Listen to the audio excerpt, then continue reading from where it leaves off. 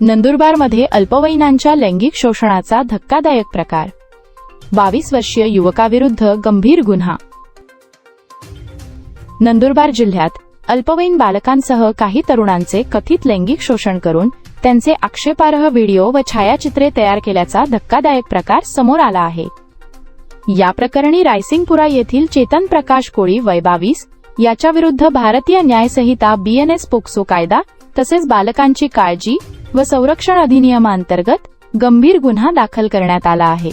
पोलिसांनी दिलेल्या माहितीनुसार 2022 ते 6 ऑगस्ट 2026 या कालावधीत संशयिताने अल्पवयीन बालकांसह काही तरुणांचे कथित लैंगिक शोषण केले।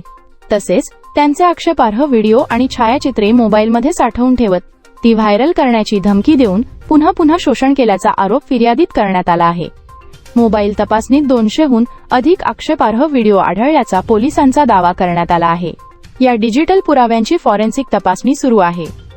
प्रकरणाचे गांभीर्य लक्षात घेता घटनास्थळी फॉरेन्सिक पथकाने पाहणी केली असून ई-साक्ष संकलन आणि व्हिडिओ दस्तऐवजीकरणाची प्रक्रिया पूर्ण करण्यात आली आहे। डिजिटल पुरावे या तपासातील महत्त्वाचा दुवा ठरण्याची शक्यता आहे।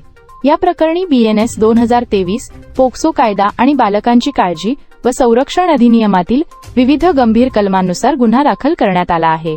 पोलिसांनी संशयिताला ताब्यात घेतले असून पोलीस उपनिरीक्षक अमोल देशमुख यांच्या मार्गदर्शनाखाली पुढील तपास सुरू आहे। नंदुरबार शहर पोलीस स्टेशनला काल आपण एक 743/2026 हा गुन्हा दाखल केलेला आहे। युवकांना पैशाचा आमिष दाखवून त्यांच्यावर अनैसर्गिक अत्याचार करत असल्याची आपल्याला खबर मिळाली होती।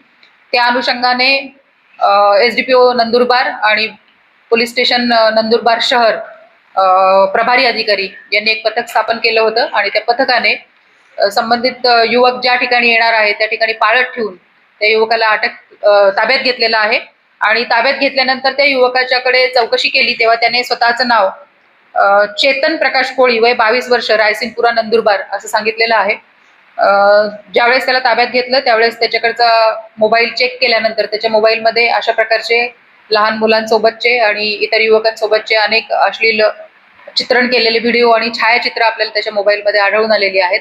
आणि त्यावरून नंदुरबार शहर पोलीस स्टेशनचे पोलीस कॉन्स्टेबल जे आहेत रुपेश पगारे यांच्या तक्रारीवरून आपण नंदुरबार शहर पोलीस स्टेशनला एक गुन्हा दाखल केलेला आहे आणि त्याला लैंगिक अपराधापासून बालकांचे संरक्षण आणि बालकांची काळजी आणि संरक्षण अधिनियमाची विविध कलमं आपण लावलेली आहेत।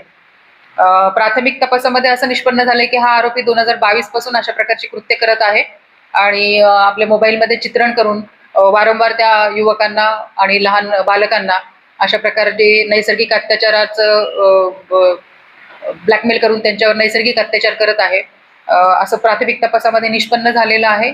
आपण त्याचा मोबाईल जप्त करून तो तपासणीसाठी पाठवत आहोत। NDT न्यूज साठी मुख्य संपादक प्राध्यापक शोएब शाह यांची रिपोर्ट।